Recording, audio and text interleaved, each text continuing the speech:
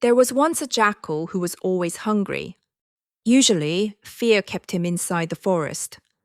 But hunger has a way of making dangerous ideas seem reasonable. So, one evening, as the light disappeared, he crept towards the town.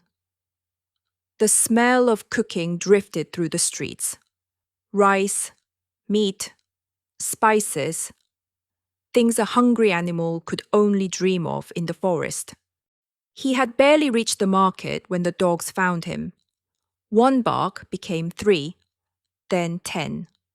The jackal ran. He raced past the market stalls, past the wells, past rows of shuttered doors. The dogs were getting closer. Then he saw something large enough to hide in. He jumped and disappeared into a deep vat of indigo dye. The dogs rushed past. For a long time, the jackal stayed perfectly still. Only when the town had gone quiet did he climb out and make his way back to the forest, wet, cold, and dripping blue. He had no idea what had happened to him.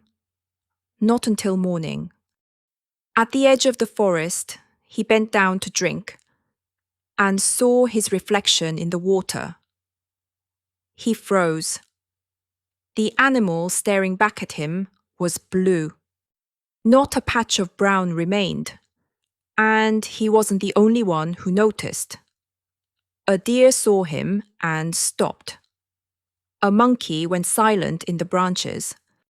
Birds lifted from the trees and didn't come back down. Nobody in the forest had ever seen an animal like him. The jackal watched their faces. Then he understood his luck. He straightened his back, raised his head, and spoke. "The gods have sent me here," he announced, "to rule this forest." No one laughed.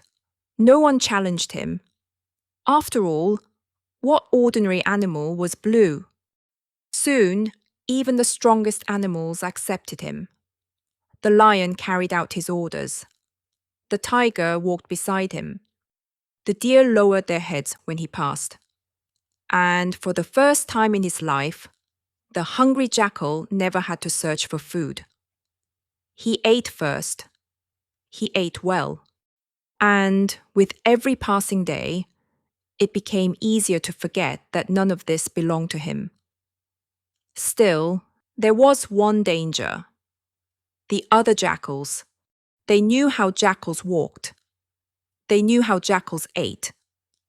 They knew the sounds jackals made in the night.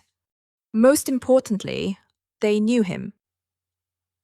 One evening, at the edge of the gathering, he noticed one of them watching. Not bowing. Not afraid. Just watching.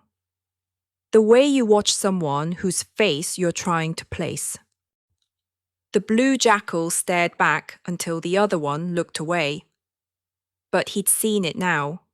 He could rule animals who didn't know him. He couldn't rule animals who did. The next morning, he ordered every jackal in the forest to leave. They were driven beyond the far trees, where they couldn't see him and couldn't expose him. And for a long time, his plan worked. The forest obeyed its mysterious blue king. Perhaps, after a while, even he began to believe the story. Then, one night, a sound came from beyond the far trees. A jackal howled. Then another answered, and another. The sound traveled through the darkness and across the forest. The blue jackal heard it. For one moment, he remembered who he was. Before he could think, before he could stop himself, he lifted his head and howled back. The forest went silent. The lion looked at him. The tiger looked at him. The deer slowly raised their heads. Nothing about the blue jackal had changed. And yet, suddenly, everyone could see him clearly. He didn't wait to see what the lion would do. He ran, past the trees, past the animals who had once bowed to him, back into the darkness he'd come from. And the lesson is this: anyone can borrow a title, change how they look, even invent a whole story about themselves. But sooner or later, what they truly are will answer when it is called.